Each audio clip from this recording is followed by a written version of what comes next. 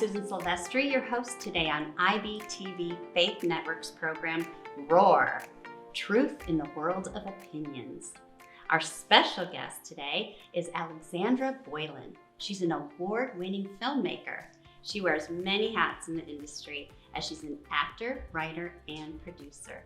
She wrote a book called Create Your Own Career in Hollywood, advice from a struggling actress who became a successful producer. Alexandra co-owns a production company with her sister, Andrea Boylan Polnazek, called Mustard Seed Entertainment, and will now be called the Boylan Sisters. They've made films such as Wish for Christmas, Catching Faith 1 and 2, and Switched, which can be viewed on Amazon or PureFlix. Their next film that will be out soon is The Greatest Inheritance. Recently, they teamed with Grand Canyon University for a film about college-age students called Identity Crisis. Their films are mostly geared toward teen girls and their mothers, presenting a creative message in finding identity in Christ through story. Welcome, Alexandra. Thank you. I'm so excited to be here. So we're going to talk about how you come up with the stories that you create. But first, we want to hear a little bit about your personal story, how you became a filmmaker, your journey in that. Yeah, so I grew up in Massachusetts. My father's a minister, and I just loved performing from a really young age. I used to perform in church and high school, and then when I was 19 years old, literally a little whippersnapper, I packed up my Toyota Corolla and I moved out west all by myself. I moved to California. And I didn't know anybody in the industry, and I just kind of thought that I would just become a movie star, like they were just waiting for me. And I spent about 10 years really pounding the pavement in Los Angeles. I had a really rough go at it, waiting tables at night and auditioning in the daytime. And then after 10 years, I just really felt like I hit a wall, and I felt like a hamster in a cage, just doing the same thing over and over, expecting different results. And I decided that if I didn't change my life, that I would be 30, 40, 50 with nothing to show for it. Mm. So I actually, in 2009, I packed up my Toyota Corolla yet again, and I moved to Albuquerque, New Mexico, and I just kind of wanted to start fresh. And I actually resurrendered my life to the Lord and said, God, whatever you want for my life, I'll do it, because whatever I'm doing is not working. And I went out there and I ended up meeting all these incredible filmmakers that were like, let's go make stuff. So I decided to stop waiting for people to pick me as an actor. And I started creating my own content. I made short films and web series. And then I made my first indie feature, 5 of us in the backyard of this house in Alamogordo, New Mexico, literally just to show our parents. And I brought it back to Los Angeles, and I got a sales agent, and it sold to a major distribution company. And then how God, true to God form, you never know, you're on one trajectory. Mm-hmm. And I was having a meeting with my sales agent. I said, what should I make next? And he said, you should make faith-based films. And I was like, what? That is not where I was going. And at first I was kind of like, I don't know if I want to do faith-based. And then I looked at, well, obviously I felt like God called me to do it. And I looked at the landscape of faith-based films back in like 2012, and I didn't really see myself being represented or women in leading roles. And so I told my executive producer, okay, I'll make a faith-based film, but I want it to star a woman. And I called my sister who lives in Wisconsin. I said, do you want to get together and help me write a female-driven faith-based film? And we made Catching Faith, which originally my executive producer said, you can't make a female-driven faith-based film because there was no numbers in the marketplace to back it up. And I said, I think that's because nobody's doing it. And we made Catching Faith all in for $75,000. And it sold to RLJ Releasing and went on to become the top 5 consistent selling movie. Wow, that's amazing. And it also shows that people need that. They have a heart for it. Mm-hmm. I was going to ask you, what is your heart for this? Like, what motivates you? Yeah, well, I definitely think right now what motivates me is narrative for young girls, for teen girls, for young people. Growing up, I had Amy Grant So my parents were really strict. I'm a minister's kid. I wasn't allowed to watch any TV or movies. That was not acceptable. But I was allowed to listen to Amy Grant. She was like my rock star. And so as I've gotten older and I looked at what I had as a child, I'm like, what can I do for young people? Let's create entertainment that's like Disney, that's fun, that's outside the box, but faith infuse it, and they can be proud of it. And maybe it'll make God cool to young people and have them excited to read their Bible and find out about a creator who loves you. And so that really drives me, that pushes me, because if I didn't have Amy Grant growing up, I really wouldn't have had any entertainment that I could have that was for me, you know? Yeah. And have you seen some of the fruit of that? Yes. Yes. Well, definitely for Switched. Switched is sold all over the world, and we get messages from the Philippines and Australia and America, everywhere, of kids just the lead with love, being like, this movie really inspired me to wake up in the morning and lead with love, and to think about what it would be like to be someone who gets bullied, or actually for kids who are struggling with being bullied. So we've gotten lots of great messages. Oh, that's beautiful. And I love the way you say, it's teaching values. Like the value, it's not necessarily, just preaching, but it's teaching them the value of God's heart. Yeah. And I know success is defined by that. In Joshua 1:8, it talks about, the book of the law should be on your mouth day and night. You should meditate on it day and night so that you can do according to all that's in it, because that's how you're going to be prosperous, and that's how you're going to be successful. And the book of the law is actually what Jesus said, all summed up in loving the Lord your God and loving your neighbor as yourself. And so you're teaching these values, and like you said, leading with love. Yeah. I love that. Have you seen that in some of your other films as well? Yeah. Well, we always, we don't start with a sermon, we start with a story. Yes. And we aren't making Christian movies, we're making movies about people who believe in God. So we always are starting with a story and a theme, and what do we want to tell? And Catching Faith is about telling the truth even when no one's looking. Wish for Christmas is, about a girl who's struggling with really strict Christian parents and learning to find her own way with that. And I think all of our films have a message of leading with love. We also, one of our goals is to create entertainment that helps families connect. So you can all sit down as a family, watch it, totally thoroughly enjoy it, and then I hope it will spur conversation.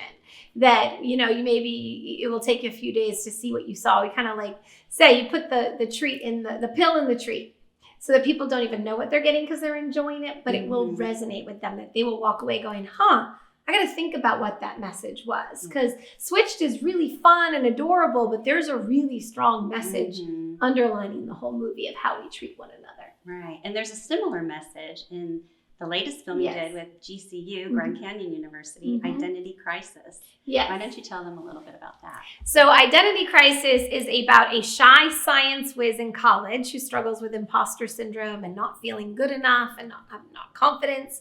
And she actually figures out how to clone herself. And she clones herself in order to create the perfect identity and send her off to do all the things that she's afraid to do. And in the process, she finds out that God already created her the perfect version of herself, and that he gave her all the courage she needed. She just had to try. I love that. And you collaborated with them and with the president, Brian Mueller. Yep. My sister Andrea and I flew out to Grand Canyon University in June of last year. And we were actually just going out there to talk to them about sitting on the board for their film department, or how we could help the film. And we actually weren't even going to mention the movie, but President Mueller invited us to a second meeting. And I was like, okay, Andrea, we have an opportunity to share about our movie. We should tell them we're doing a college movie.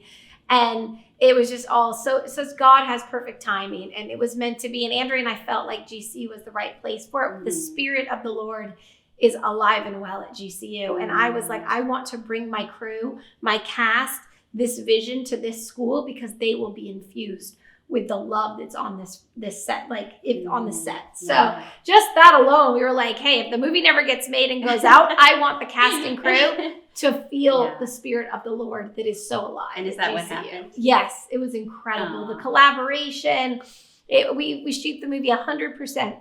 It's shot at the GCU campus. So we used students were able to volunteer and work with us. We were teaching students. Sometimes I'd be running out from set to talk to a class that came to set that day to listen. So it was awesome. We got to inspire young people. And like they say, if you can see it, you can be it. And it was really cool to see young girls who really want to be in the film industry see women in leadership positions and say, wow, I didn't even know I could be a director. Well, now I'm going to go and be a director. That's so empowering. Very, yeah. So exciting. What's your vision for the future and for your production company? To just continue to do mainstream faith-filled movies for young people. I really have a heart for teen girls. When I see the content being put out for young girls today, I'm disgusted. I just feel like the narrative hasn't changed since I was a kid.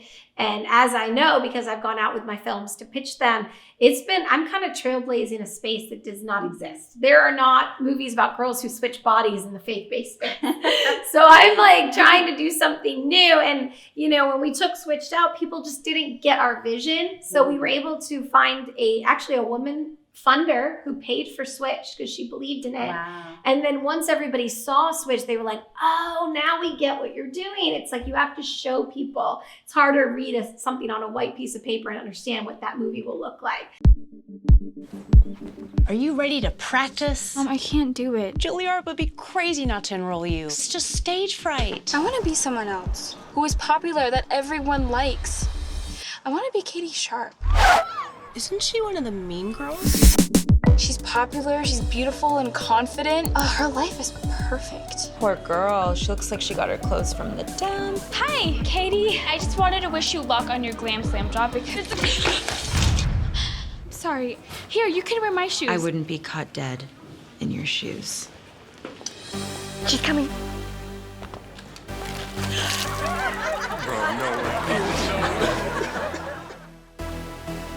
Sis, I'm so sorry. I don't want to talk about it. Dear God, please show Katie Sharp what it's like to walk a day in my shoes. Walk a day in my shoes. Walk a day in my shoes. Walk a day in my shoes. Walk a day in my shoes. What is going on? You have my face. This is impossible. What are we supposed to do? Go to school? Cassandra Evans is digging through your locker. What do you think you're doing? Looks like there's a glitch in the system. We would never be friends with you guys. You're kind of losers. No, we aren't. Yes, you are. Who are we talking about? Your latest video, outperforming everything. I don't want to be that mean Katie Sharp. This is your job, honey. This is my business you're messing with. I'm Skylar Stone, editor-in-chief of Glam Slam.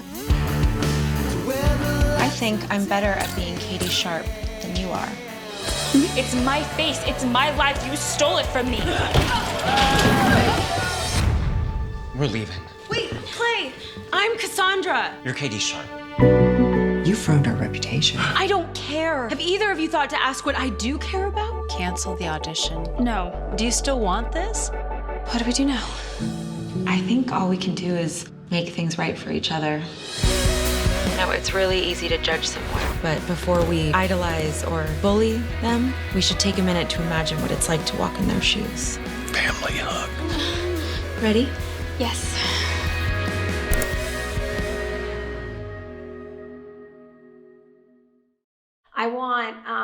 I just want to create, I think we could be doing 6 movies a year like this and not even come close to filling the space that is needed out there for these kind of movies, and to empower young women and to women, and mother-daughters. I feel like having something that mother-daughters can really connect on. Yeah. We're working on some social media movie ideas because a lot of mothers said what they loved about Switch was that we do not villainize social media. We talk about how we can use social media for good. And we want to take that conversation and create more stories where parents can connect with their kids on social media, because social media is not going anywhere. Right. So we need to navigate it and teach parents how. You can't just take the phone away where they're going to get the phone back. We have to educate them on how to handle social media, which is what we do at the end of Switch with the call to action. Yeah, it's such a new world, you know. Yeah, I have a daughter as well, but you know, we didn't have films like this. Mhm. You know, we watched a lot of musicals. Yeah, that was musicals. safe. But I love that these actually have such a message, and I love your vision. You know, that God's given you this vision and for a heart for women. It's so important in young girls. Yeah. And so you and your sister do most of the writing. We write everything ourselves. Everything. Yeah, we write everything. We produce it. So far, we've taken all of our films from conception all the way to completion, and then we go on to sell it to a distribution company. So all of our films are made independently, private investors, where we see the vision all the way through, and then we sell the movie, which has been kind of nice.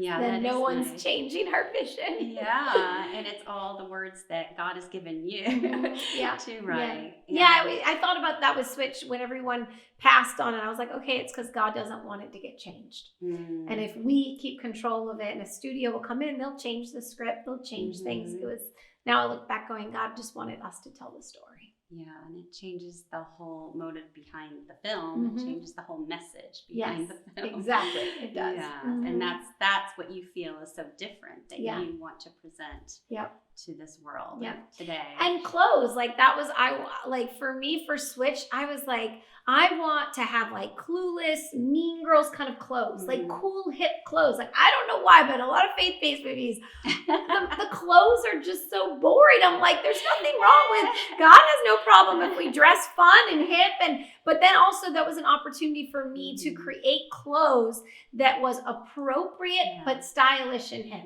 Because I think that's the other thing. Like some of the clothes you see in mainstream, it's like, no, we do not want girls dressing that way. So my wardrobe and my wardrobe designer and I worked really hard to create clothes that were hip, fun, forward, but also appropriate. That you don't need, that girls can be wearing things, and then more people can relate to it. Right? So you're not just targeting a small audience.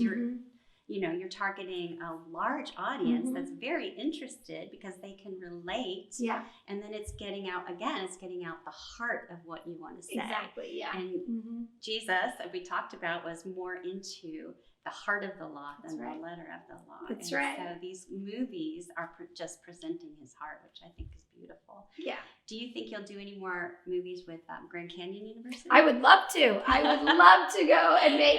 We actually came up with a few ideas that we think President Mueller would really love, and we kind of put some pitches together for GCU.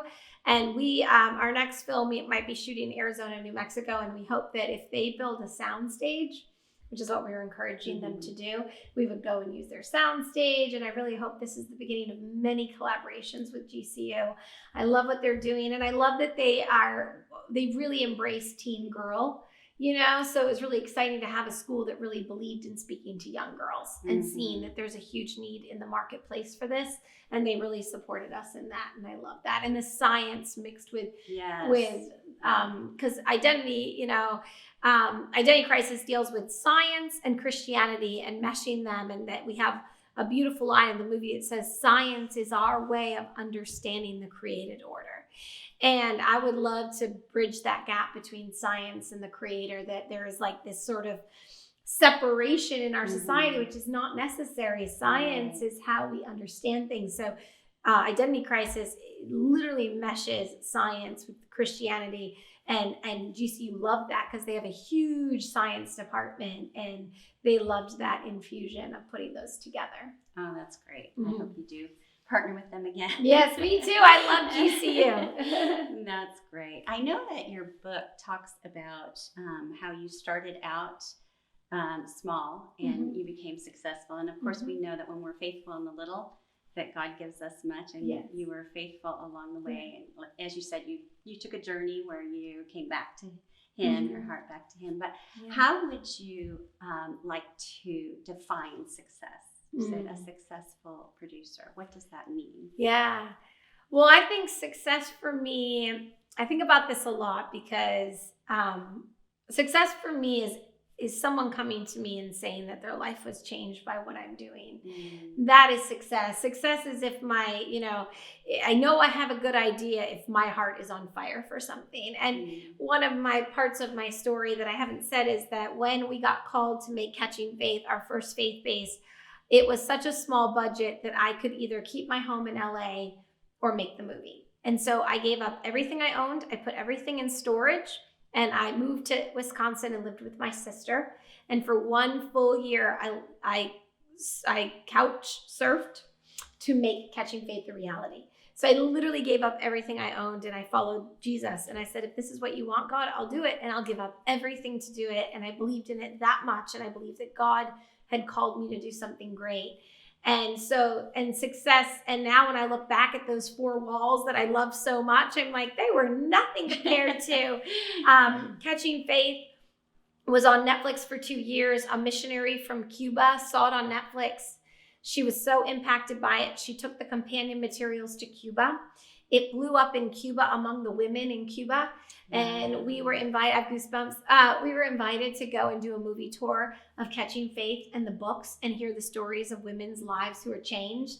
And I stood up in Cuba and I told my story of giving up my home to make this movie. And I was like, who cares about my home? I'm in Cuba.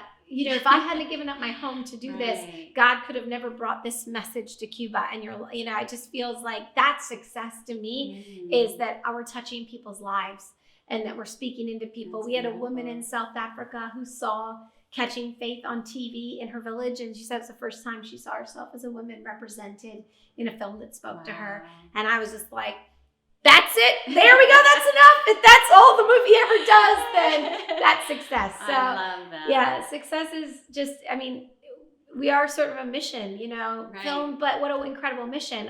We don't have to knock on anyone's doors. They're clicking their television on, their phone on, their computer on, and there we are. And I just hope success to me is to change the world in the way I want to see the world be changed. So, Alexandra, is there anything that you would do over again or anything you would do different? Yes, that's a great question. I love that question because I don't believe in regret, because I believe everything in our life is leading us to where we are. And it's really great to have life in the rearview mirror. I can say a lot of things that are so much easier to say than when I was, 28 years old and struggling and felt like there was no way out. I think if I could go back and do something over, I would have started younger creating my own work. It took me to 29 years old to be like, okay, I'm going to make my own stuff. I wish that I could go back I moved here at 19, and I wish right away I had gotten a camera and started to figure out how to tell my own stories. Now, the industry back in 1999 was not the same as now.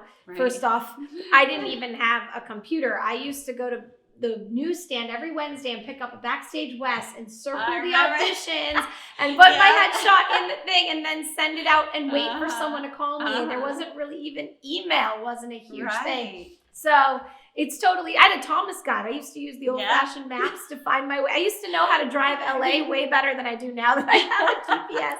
But yeah, I wish that I was creating my own work. I think the other thing that my mistake that I made was when I moved to LA, I thought you could only be one thing. So I kind of put all of the tools that I had away. I put them under a bed, and it just was like, I'm just an actress. And I had tunnel vision. And I wasn't writing or creating other things. And it took me moving to New Mexico to come outside of that box and going, oh, I can use other skills. I know how to write and I know how to produce. I'm really good at bringing people together. I wish that I had known that when I was young, that I could have been creating my own work or taking a little bit more charge of my career, because I was constantly just waiting for people to pick me. And as an actor, for any actors out there, that's the most debilitating thing. Is that the correct word? Debilitating? Yes. Yeah. Because you cannot work hard enough for someone to pick you. So I am a very strong, hard worker, but I couldn't work hard enough for some casting director to say she's the right one. There's so many things involved in that. Yeah, you have no control over it. Your eye color, your hair color, your height. And they know somebody personally, so they're going to hire them. Exactly. And then being on the other side of the camera, now I understand what I'm looking for in an actor. Sometimes it's someone just walked in and it's my imagination just came to life. And it had nothing to do with them. So I feel like if I could do something over, I would have taken a little bit more charge of my career younger. Because look, I've made 8 movies in 10 years. So once I started doing that, I ran really fast. So the thing that you would definitely do again would be to just go after it. I would go after it. I would not wait for someone else. I would have taken charge of my career and gotten more involved. It took me till I got involved in women in film in 2009. And I wish that if I had known about women in film or gotten into communities, acting is very isolating. You sit at home, you're putting out your submissions. I wish that I had gotten more involved in women's organizations or finding organizations that I can tap into and go to and find community. And that's another part of my story is that I am a big member of Women in Film and Ms. in the Biz. I wrote for Ms. in the Biz for 6 years, encouraging women to get behind the camera so that we can have films from the female gaze. And I was actually at this really big mixer of all these women organizations. And at this time I was making female-driven faith-based films. And I had 2 girls grab me at this event and said, would you, I want to tell you that we're Christians, but we don't tell anybody we're a Christian in Hollywood. And we can tell you because you're like openly making faith-based films. And they asked to pray for me. And then it really made me think, oh my gosh, how many other people are out here feeling isolated and alone? And I actually started opening my home to Christian women in entertainment. And before the pandemic, I would have over 100 women show up, and I was helping women connect each other and find community. It's actually how I met my investor from this movie. So by opening my home and giving back to women, God gave me what I needed. So, and I noticed that you got the award, the Kairos Award, with Movie Guide. So, are you also involved in other organizations and Christian communities in Hollywood, such as Hollywood Prayer Network? Oh my gosh, Karen Covell is my mentor. Karen Covell and I did. Karen Covell from the Hollywood Prayer Network. Anyone looking to get connected in Los Angeles, join the Hollywood Prayer Network. Another life-changing thing that took me a long time to even know about the Hollywood Prayer Network.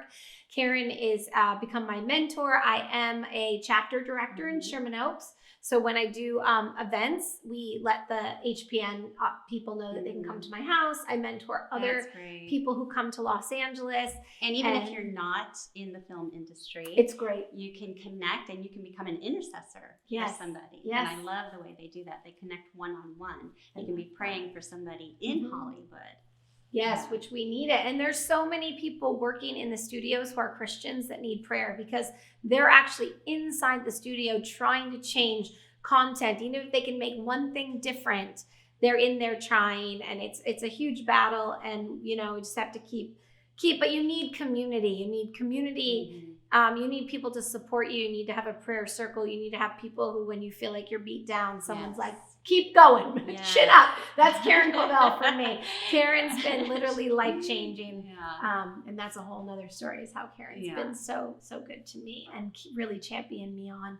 Actually, Karen's given me lots of interviews with studios that I never would have gotten had she not come behind me and really, I could probably call her my agent because she gets me all these interviews, but I love her. She's great. She's been on IBTV.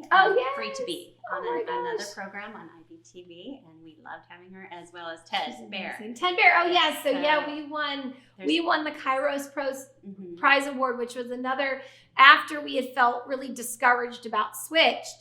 We felt like maybe it wasn't what God wanted. And I'm always praying and I'm always like, God, I don't want to ever be outside of your will. So if this isn't what you want, you just let me know and I'll stop pushing.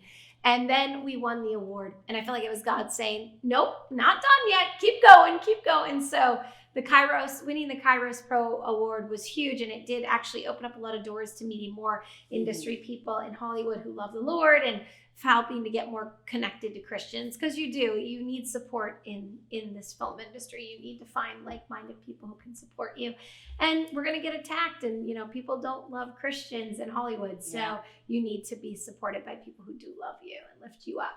I've learned also through the industry that, like you said, it's more important to give than to receive. It is, and people know that. If you're somebody who's always going out asking for stuff, that's exhausting. And you want to be someone who's constantly giving. So when you do ask, they will go, oh, of course, that person was always there for me. Yeah. I love that. I think that's really important, especially in the industry of film. It is people are always out for themselves. And I think that won't help your longevity of your career, is that you've got to be giving back as much as you're asking.